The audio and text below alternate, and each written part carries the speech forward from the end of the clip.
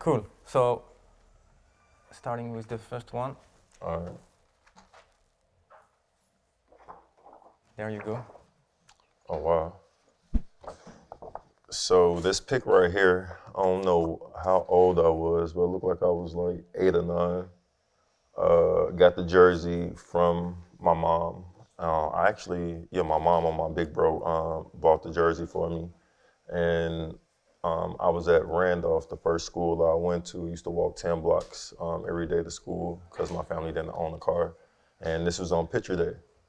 And I thought it would be cool because of me actually wearing a jersey and playing for the team and being the hometown like kid and almost everybody's cousin in Chicago. So I felt like this would be cool seeing me play and like the past, like seeing me wear this in the past and seeing me play in the jersey in the future. I thought it would be cool to see both.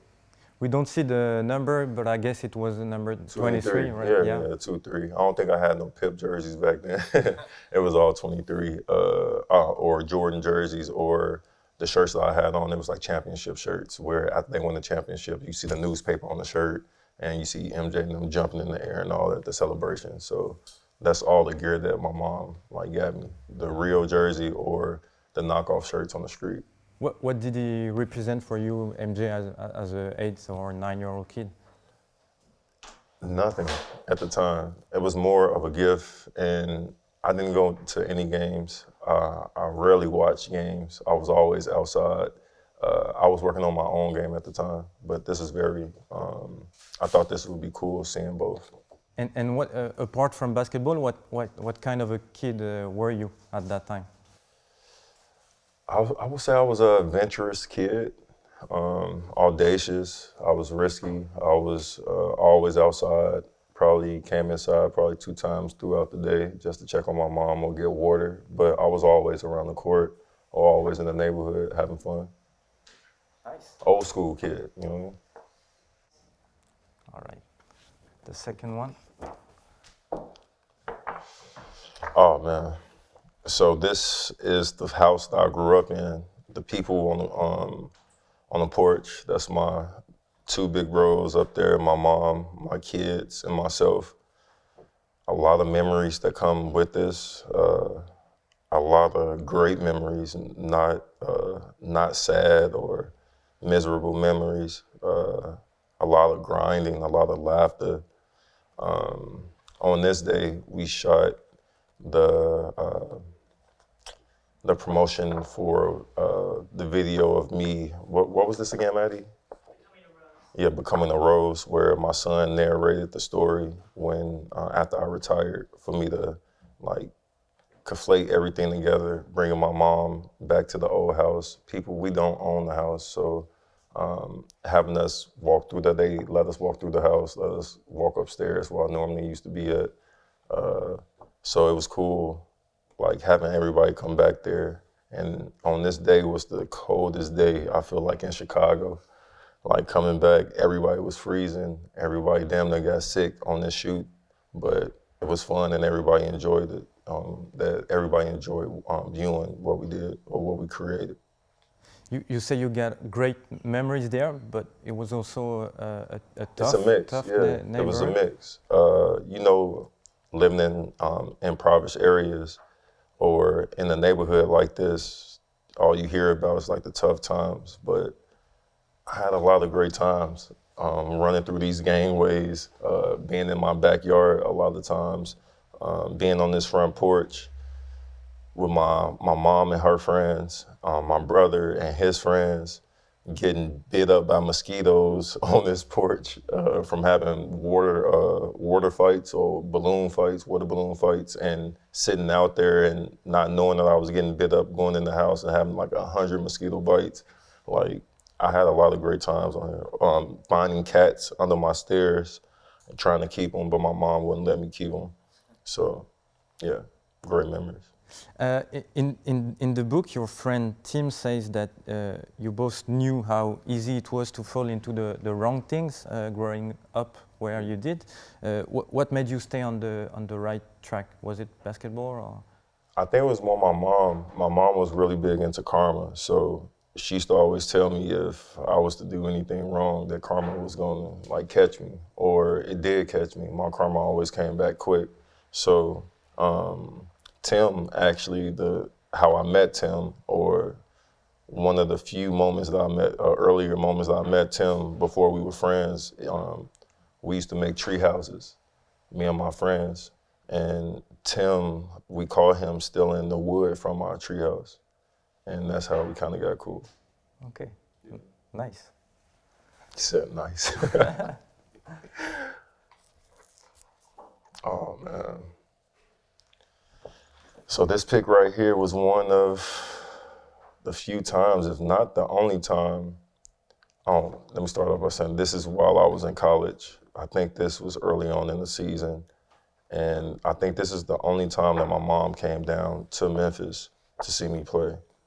She's gonna say that she came down there a lot, but she didn't.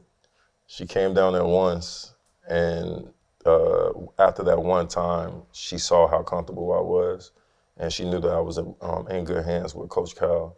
So it wasn't no need for her to come down anymore. But she's gonna tell people that she came down a lot. And I know how important she is to you. Can you tell me about like the sacrifices she made for your family, and how important is she to you? Oh, I mean, when I think about sacrifices or a gambit move, she did that. My mom didn't. I felt like she didn't enjoy herself like that. Or I could be totally wrong, but for me, I felt like she didn't celebrate or she didn't enjoy herself when she was younger. She was always around me, making sure that I was good. Didn't go out with her friends, didn't go out to bars, didn't go out to concerts, dinners, none of that. Always was in the house, making sure that I was good and making sure that I was on the right track. So she sacrificed the whole life basically for me. So I have a great example that I had in front of me to do that with my kids. So that's why I retire right now, to be able to like basically do the same thing, and knowing that it will pay off one day like it paid off for her. Being able to change your life, was it a big motivation for you? Yeah, I mean, like I said, I had good times when I was poor. Yes. But I knew I was poor. I wasn't the dumb kid that didn't know what was going on or that was oblivious to like bills. While we have the same furniture for 10 plus years, like 20 years, I'm seeing the same old pictures, and we have the same furniture for when I wasn't born to while I was born to, I'm 12 or 13 now, we got the same furniture. Having to put wood panels under our couch, like the cushion, so that, because we couldn't buy a new couch, like,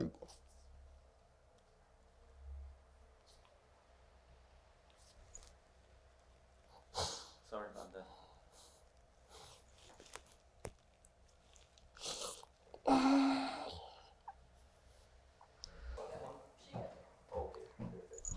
okay. My bad, bro.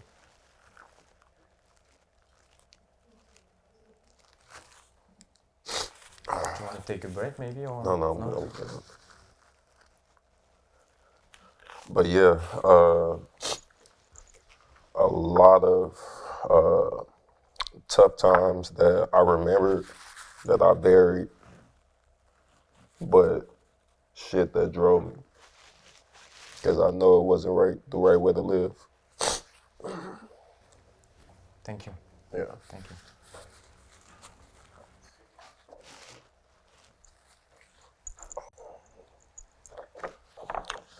Right here was draft night, being in New York. My agent, my mom, actually I think my mom's first time in New York, and myself, of course, at dinner. I forgot what restaurant we was at, but the whole agency was there. My friend Randall was there, of course, and yeah, I remember this night just being good and bad at the same time. I remember having dinner and end up getting a call about just my brother, and not to go into details, but no, this was afterwards. This one was good, but we did have a dinner prior to this where it was kind of bad towards the end of dinner. But this night, after I got drafted, it was all good. My mom, I remember her celebrating. I remember getting a whole bunch of calls on my BlackBerry at the time, and just really enjoying the night and wanting everything to happen like right away. But of course, I had to take my time and go out to Cali, work out, and prep myself for what I was getting myself into. But I felt like I was ready at the time. What did it mean for you to be chosen by the Bulls? Everything. I felt like my first two picks were pretty good. Chicago, Miami. No matter what, I always felt like I was going to be in a good market, and I was kind of like taken away that they actually picked me over Mike B's, but the storytelling and all that kind of made sense. So I didn't feel any pressure at all. It was more of how I was going to handle like being back home and locking in so that I could achieve what I wanted to achieve at the time. The Bulls had less than 2% chances to get the first pick, I think, back then at the lottery. I think it was like 7. And do you believe it was made to be? Like, do you believe in those kind of things, or? Yeah, hell yeah. And I think the NBA helped a little bit too. So, so yeah, it worked well.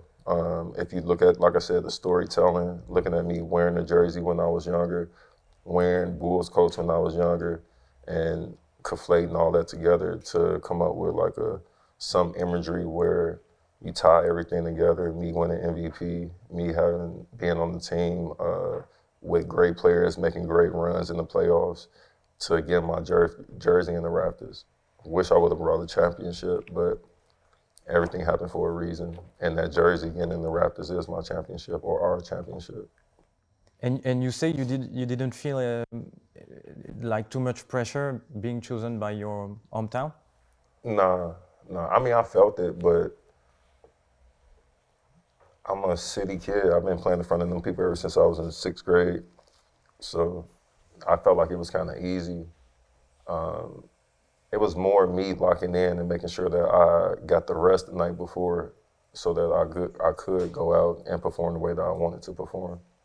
So, like, I didn't go out, I didn't go to dinners, I didn't go to concerts. Not that much for like my first 3 years because I was dialed in, locked in on what I was chasing. And in the book the book includes a press article from that time, and obviously Michael Jordan's name comes up very often. Yeah. Like you were so young at that time. How did you handle that? Like being compared to? I mean, at that time I was delusional enough to want that smoke. I wanted that at that time, even though I know that I couldn't get 6 championships. I knew I wasn't gonna get 6 championships, but in my mind, in my journals, I'm writing that I want 7 championships. Like that's how delusional I was at the time. So my goals, when I did write out my goals for the year, I always put 7. Never got 1, but I went for it. That was the mindset. Yeah. Yeah. Thank you.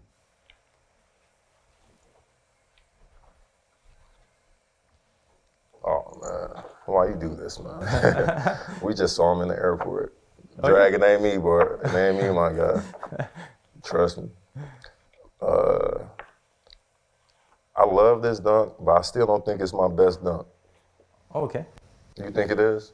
I mean, I remember I started watching the NBA like 2008 maybe. Oh yeah, so this right here, this is yeah. one, yes, I remember playing it over and over on YouTube as a kid. Yeah, it was like. Yeah. I feel like I had other dunks that were kind of better than this. You want me to name them? Yeah. I felt like my dunk on Joel Anthony against Miami when I split the double team to the dunk. I felt like that was better. I dunked on Greg Oden. Yeah. Yeah. There ain't too many people dunking on Greg Oden. I dunked on Greg Oden. And it was one more, the Atlanta dunk, where it was a oop that I caught, and I had to like, it's like a oop in Atlanta that I caught, and I had to snap. And I had a New York dunk that was decent too. I felt like I had a couple of dunks that were like clean, but this one I felt like I didn't get high on like that. When I look at the videos from like, from the past, I feel like I wasn't that high on this one, but everybody loves this one. Yeah, I think a lot of people remember this one as the one. Yeah. I mean, it's good in the archives. I love the shoes back then too, but I felt like I had other ones that were better. And I was telling you, I remember playing it over and over as a kid. Like it felt like you were, to me, it felt like you were flying. Was it like, did you have that same feeling in your first year in the league? First years in the league, like? Yeah, you talking about on this play or just in this play and in general in the first years, like? No, my first year, I was running around like a chicken with his head cut off. I was trying to figure out things. I was a point guard trying to manage the game, trying to get everybody the ball at the right time, trying to figure out my identity in the league. And I was a scoring point guard, so it was kind of hard adjusting to see like when to go, when to pull back, until I started averaging a certain amount. Then I figured out that I just had to play with speed and everybody else around with me. So once I figured that out, it made me, I would say it made me more complete as a rookie, because I knew that I just had to push the ball up the court. Once I pushed the ball up the court or add pressure, everything else followed. So I had to break the game down as simple as possible, I feel like. And in that tribute video that the Bulls made for you last year, Luol Deng says that you wanted to destroy whoever you were playing at that time. Yeah. Was it the mindset, yeah? Yeah, everybody, yeah. Even though I didn't express, you didn't hear me say that, the way that I played an aggressive game. I played both sides of the ball. I didn't run from any matchup. I stuck whoever you wanted me to stick. That's what I pride myself off of. I didn't run from no matchups, no parts during the game, playoffs or whatever. I never got switched off nobody in the playoffs or anything. So I take pride in that. And the explosiveness, the aggressiveness, this confidence you're talking about, where did that come from? I would say knowing my game and knowing the work that I put in. Something I was telling the kids yesterday in Germany, where I was telling them, like, your parents, they're gonna believe in you, but I knew how hard I was gonna work, or how hard I worked. Like, you could go tell your parents, Mom, I was in the gym for 5 or 6 hours straight in the summertime. They're gonna believe you was in the gym because you're their kid. But you really knew. That's how I felt about my game. Where my mom, she loved me. She wished nothing but the best for me, but she's only gonna believe in me because she wasn't in the gym with me. I'm the only one that knew, or the other guys that was in the gym, we all knew because we was in the gym really for 5 or 6 hours. So I have to have a different confidence than my mom or the people that believe in me. That was my mindset. Thank you.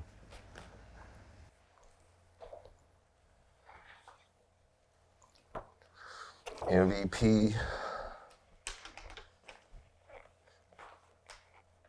I remember being nervous this day, press conference day. Me and Tibbs doing hella interviews prior to me going out on the stage. I was very clean this day too. Very clean this day. I didn't know I was this clean, but I was very clean this day. Being nervous on the podium, being up there for too long. My teammates there, the old players came, Pip, everybody came and showed love. And I just remember this being a great celebration. You were the youngest ever to win the trophy. What did it mean for you back then? Like, did you realize you were making history, or?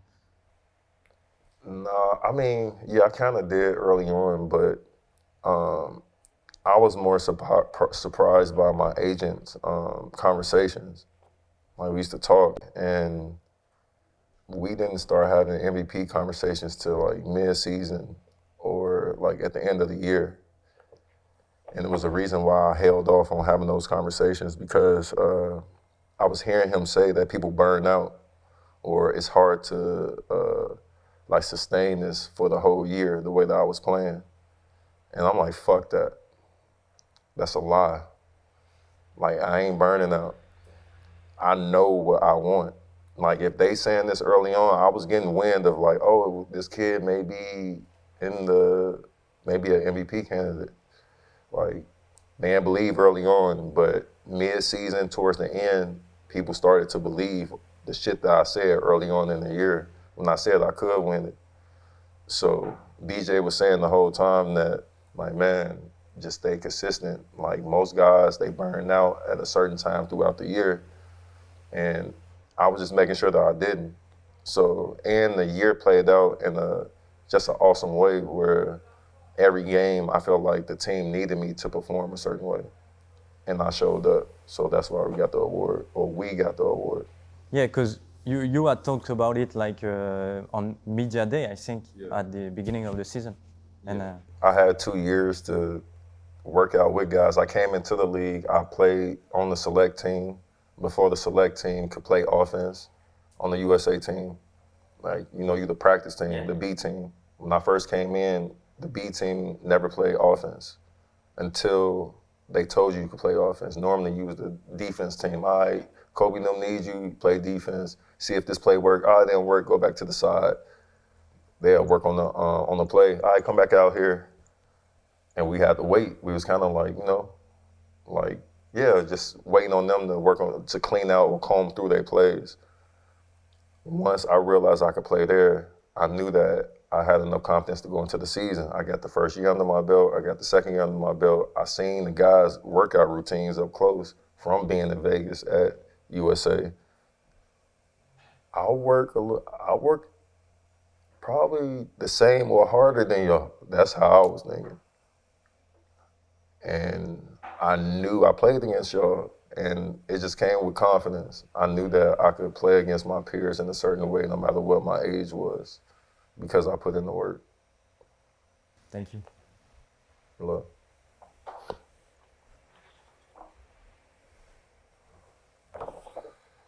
The ACL tear.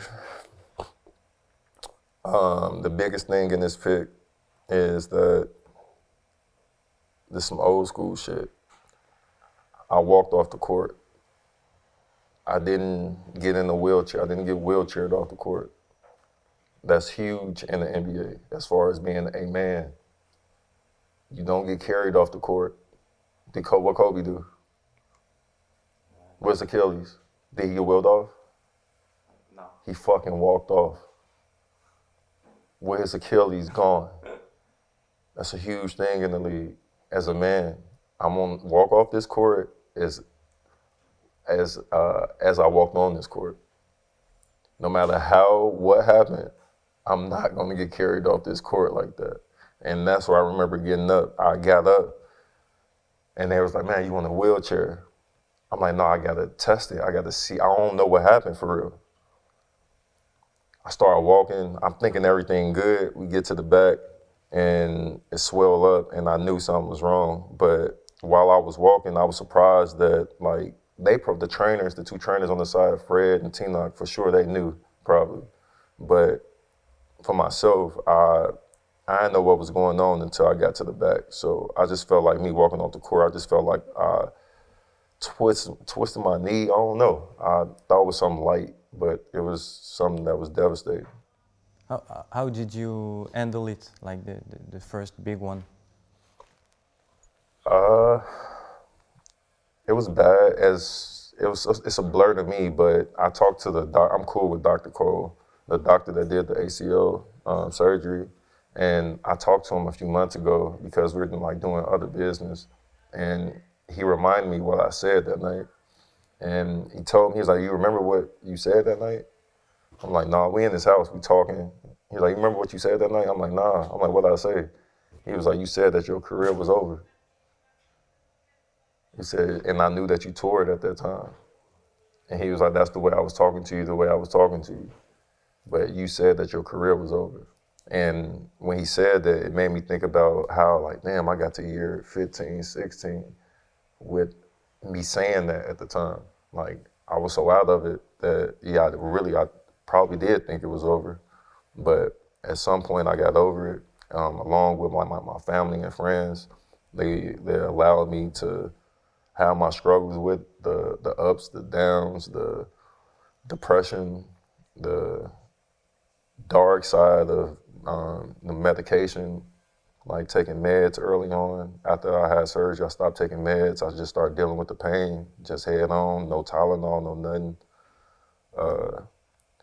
Yeah, my family and my friends allowed me to like navigate through that by being aware of what I was dealing with and allow me to express myself the way that I was expressing myself. So locking in, I would say. I had to lock in to get to get to year 15 or 16. In the book, you say that you can only develop through suffering. Yeah. What did those injuries, what did they teach you about yourself? I mean, that's in life in general. I was just telling my son that too, where the suffering part, it sucks. But at the same time, that's only how you're going to develop anything or any skill is sitting down, the grind, knowing or being mindful of where you at that time, locking in for a certain amount of time so that you can look back and say, hey, I made some progression.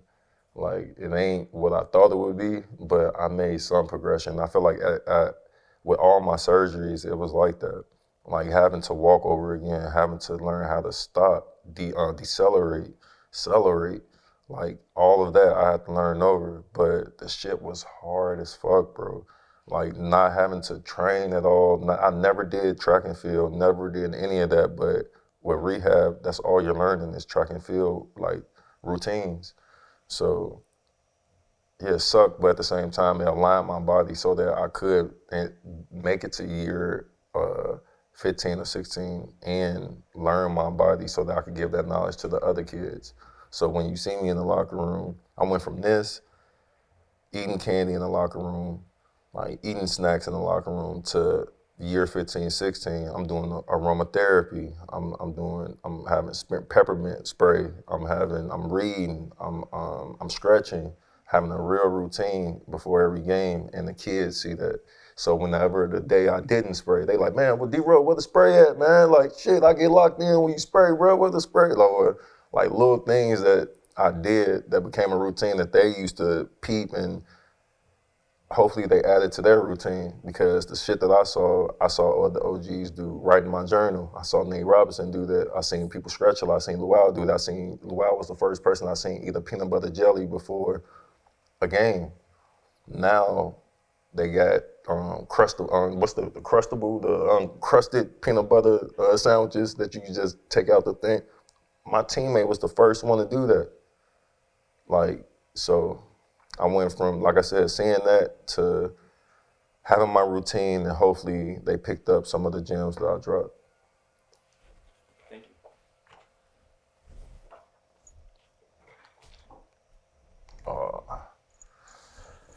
This right here, me and my family, beautiful family, and my big bro Sticks, I would say he's tennis royalty, I would say, because of his pops. I don't know if you know, but his pops was found by Arthur Ashe. Arthur Ashe went over to Cameroon and picked his pops out of a bunch of kids, took him away from his family, sent him to academy over here. And like just that sacrifice, leaving your home at 17, the story alone, Arthur Ashe picking your pops out of Cameroon, like what's the coincidence? And that was the few times that he went over there. Like he had a wooden paddle. Like You know what I mean? Like, fast forward, Joe telling me that we meet my rookie year, had a blast. He was the first person to, or first big guy to really like get on my ass during the game as far as like winning wise. Even though he wasn't as talented, I knew that the bottom line for him was winning, and he wasn't scared to voice that to nobody on the team if he was fucking up the game, because he was that passionate. So used to go over his crib a lot when I was younger, and just the brotherhood that we built up, that it lasted throughout our career. And I was just at his crib like a week ago before I started my trip in Germany, and it's something that his best friend Matt, me and his daughter, the little girl on Joe's neck, that's my daughter's best friend. That's his best friend's daughter. We lived in New York, and they used to hang out together a lot. So we curated like a family atmosphere that we're still adding to this day. Joakim says, I think your relationship really grew when you got hurt. Can you tell me about that? Yeah, man, yeah. A lot of, one-on-one time with my guy, a lot of walks, a lot of sessions, a lot of just everything with him. I wouldn't have like wanted to play with another guy. Like, I had chances or opportunities to change the team, like with you being like the man on the team, opportunities to get different players. And a few times they wanted to like move Joe because they felt like I needed an offensive player. And I never did, because I felt like I could win with him. So the bond is deep. Thank you so much. Yeah.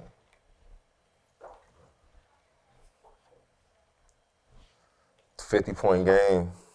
Shout out to Tibbs, shout out to Minnie, shout out to Kat, all them Wigs, all them boys on that team. Glenn, your wife, shout out to everybody. But I feel like this game is monumental. I feel like this game snapped me back into the league. I feel like without this game, towards the end of my career, it wouldn't have ended the way that I wanted it to end. This let or put people on alert that I still had something left in the tank, that I could still play a certain way. And it was just a rare game that I feel like anybody in the league or in the association can have if they have the opportunity.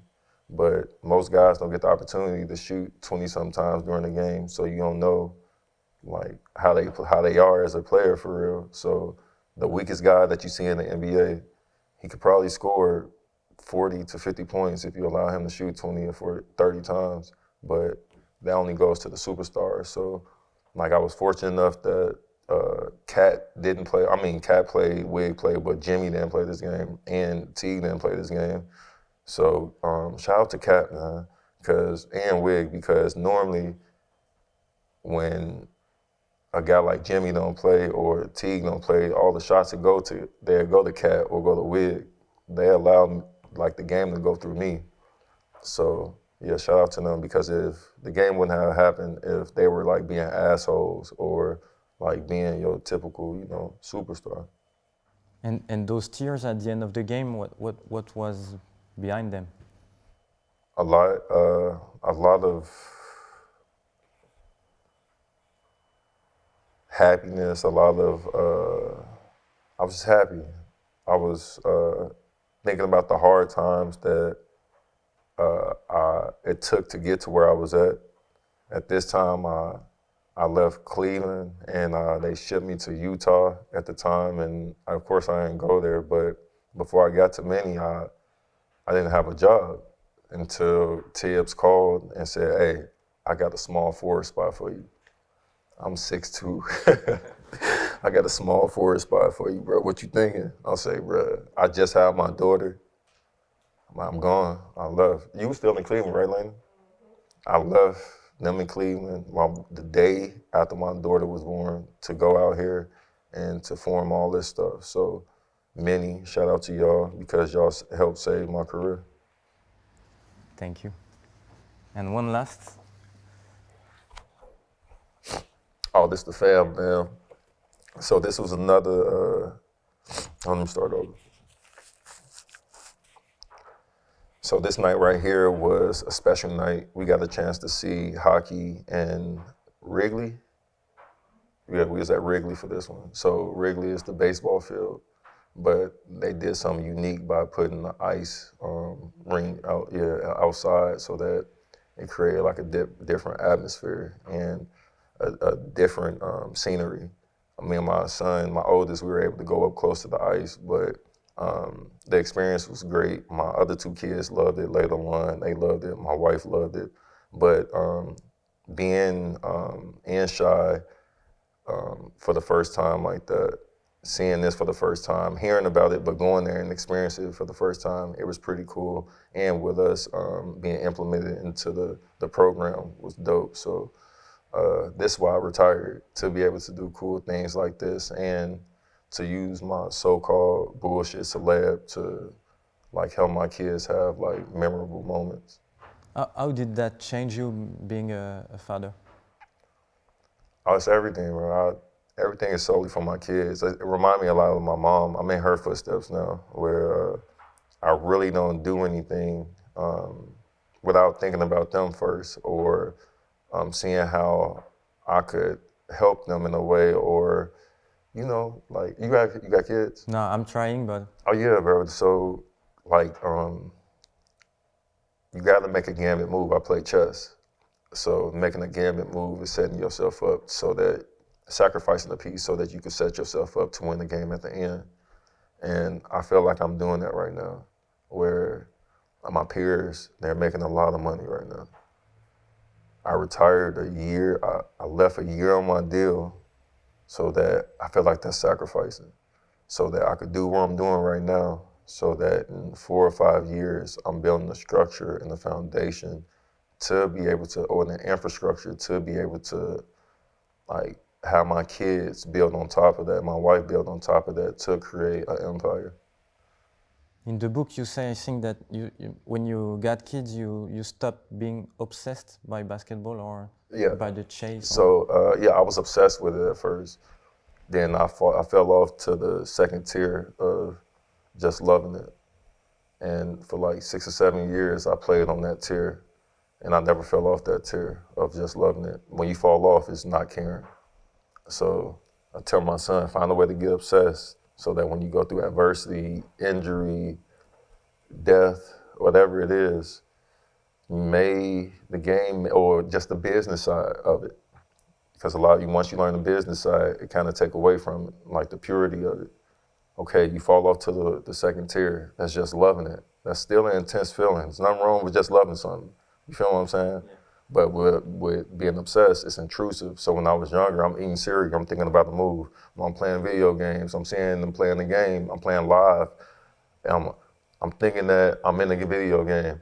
I'm outside, I'm dribbling the ball up the court, I'm waking up at 7 o'clock every day, not knowing that I'm waking up at 7 o'clock every day. I'm hearing this shit from my mom's friends telling me. Like, yeah, you know you used to be up at 7 o'clock every day. I used to I used to hit that goddamn ball by the house every day. You walking up to the park. I didn't know that I was programmed like that. I'm thinking that I'm getting up later, but now that I look back at it, when I am going into the park, I'm the only motherfucker in the park. I'm the only one out there with winos and like drug addicts because they're up early. So I'm up there with them. My friend's not up there yet. I'm working on my game. I'm seeing my friends from summer school come after they get done with school. But yeah, I was kind of like on the program early on. So I was obsessed early on. So that's what I'm trying to get my kid, my son and my other kids to start off on whatever skill you want or whatever you're doing, find a way to get obsessed. Thank you so much, Derrick. Love, man. Thank you. Thank you. Love, that man. was No, amazing. thank you, bro.